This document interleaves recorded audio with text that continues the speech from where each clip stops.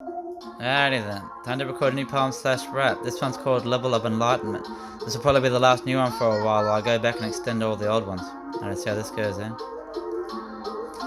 If you want to reach the level of enlightenment, you must first get rid of all of your entitlements. There's no right or wrong, just different understanding. Said that ain't profound, but it's worth to keep expanding. Must learn to eventually trust your intuition that helps break you free from the human condition. Resonance is very important on the journey. Make the path ahead balanced and more sturdy. I could write a 10-word book about my enlightenment.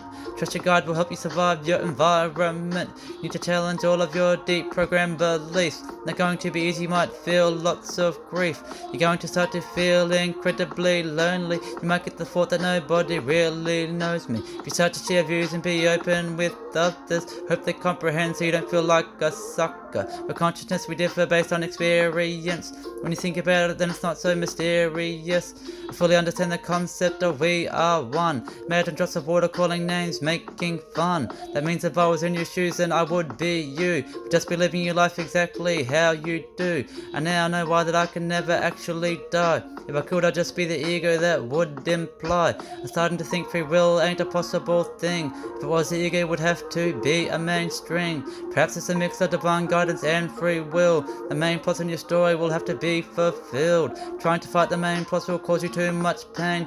Better to get along so you don't hate your campaign. You're not more important than any of the others. Takes the whole to make a picture you will discover. If we're all just consciousness, then how can we judge? Hate a brother and sister or even hold a grudge. Person did what they did based on life experience. If you judge them harshly, you must be oblivious. Punishing people one day needs to be of the past. Unless you want circle destruction to always last. Blaming others for what they do only makes them fear.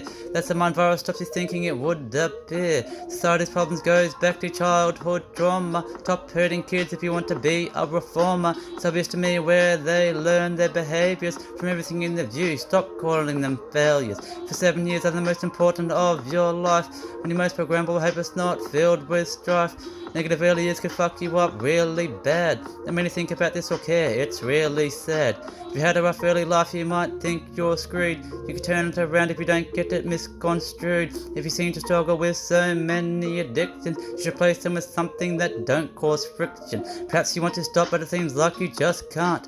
A good way to stop addictions is a water fast. Go for 3 to 5 days with only drinking water. That's just stop the problems, you can now be the author. Your issues might be hidden deep in your information, so you should consider doing daily meditation. You should also want to try and reprogram the mind.